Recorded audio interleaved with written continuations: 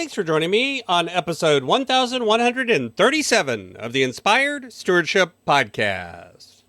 I'm Julio Mujaro, and I challenge you to invest in yourself, invest in others, develop your influence, and impact the world by using your time, your talent, and your treasures to live out your calling.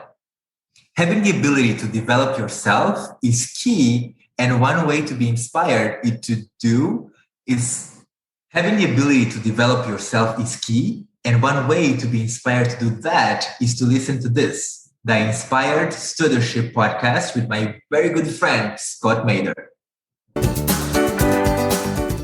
Yes, God, I see where you are pointing me. I see the direction that you're trying to make me go in, and I see that I'm scared by it, and I see that I think it's way too big for me to do. It's way too intimidating, but I trust you. Welcome and thank you for joining us on the Inspired Stewardship Podcast. If you truly desire to become the person who God wants you to be, then you must learn to use your time, your talent, and your treasures for your true calling. In the Inspired Stewardship Podcast, you will learn to invest in yourself, invest in others, and develop your influence so that you can impact the world. In today's Spiritual Foundation episode about investing in yourself, I talk with you about Acts chapter 16, verses 9 through 15. I share how vision and our response to them is so important, and I also talk about why Acts is all about vision. Acts chapter 16 says, "During the night, Paul had a vision. There stood a man of Macedonia pleading with him and saying, 'Come over to Macedonia and help us.' When he had seen the vision, we immediately tried to cross over to Macedonia, being convinced that God had called us to proclaim the good news to them.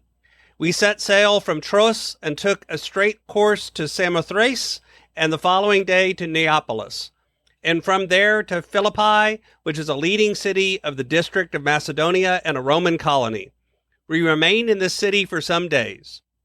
On the Sabbath day, we went outside the gate by the river, where we supposed there was a place of prayer, and we sat down and spoke to the women who had gathered there. A certain woman named Lydia, a worshiper of God, was listening to us. She was from the city of Thyatira and a dealer in purple cloth. The Lord opened her heart to listen eagerly to what was said by Paul. When she and her household were baptized, she urged us, saying, 'If you have judged me to be faithful to the Lord, come and stay at my home.' And she prevailed upon us." The truth is, vision is one of those things that we talk a lot about, and it shows up in the Bible over 80 times. Many of those readings appear in writings that are apocryphal, but others appear throughout it. Now, there's other uses of the word vision about the vision that people have, but the book of Acts, believe it or not, uses that word 11 separate times, the most of all of the books. This idea of vision is something that occurs throughout the chapters of Acts. Previous to this passage, there's a passage about the vision of the unclean food that allows the Gentiles to come in. And there's other visions throughout Acts. And there's this concept and content that shows up over and over again. Visions that come from God and that directly impact the direction that the church of that time is going in. This idea that the church at this time was very close to the idea of dreams and visions as a way of communicating with God. And we don't tend to view that today that way because we have a more scientific view. And that's a good thing in many ways, but it's also a loss at times. I think sometimes it's helpful to recognize that to open yourself to hearing the voice of God is about sometimes listening to the dreams and the visions that are being put into your heart and into your mind. Not just listening to that feeling in your gut, though that can be part of it too, but also dealing with what's going on in our hearts and our minds, what we would call having a vision of what we're supposed to do and where we're supposed to go. The truth is, without having a vision, it's almost impossible to create anything. Everything in the world started as an idea. It started as a vision. It started as a picture in someone's mind, and then it became reality.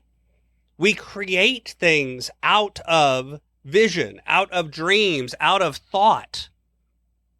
There's this whole idea in here, this Paul's vision coming to him, and then immediately it says they tried to cross over. There's not a debate. There's not a deliberation, or at least it's not in this passage.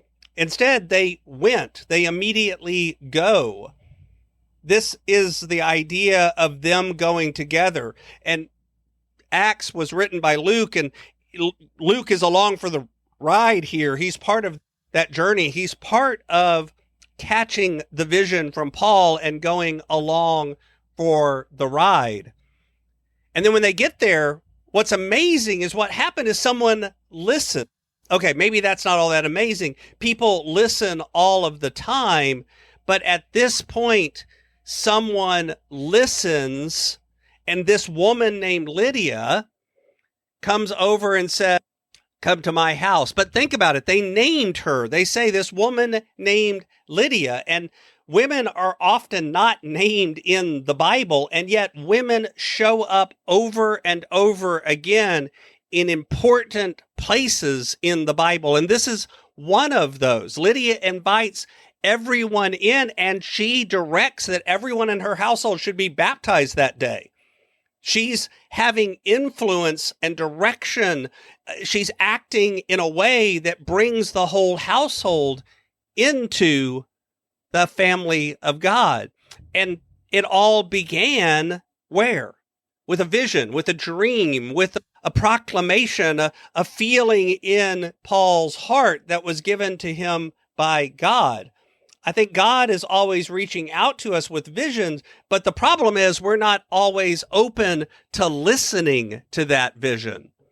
That's the key. It's not just the vision that's important.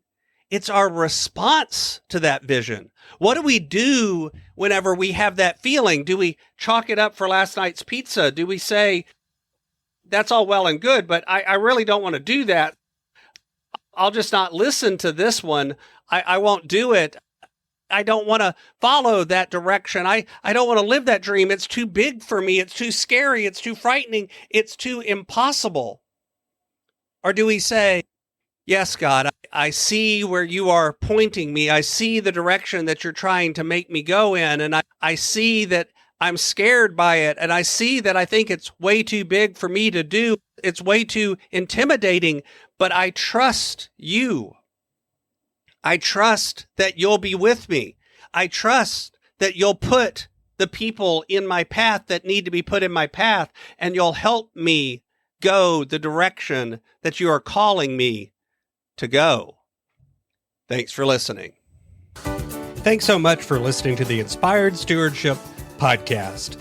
As a subscriber and listener, we challenge you to not just sit back and passively listen, but act on what you've heard and find a way to live your calling. If you enjoyed this episode, do me a favor. Go over to facebook.com/inspired stewardship and like our Facebook page and mark it that you'd like to get notifications from us so that we can connect with you on Facebook and make sure that we're serving you to the best of our abilities with time and tips there. Until next time, invest your time, your talent, and your treasures. Develop your influence and impact the world.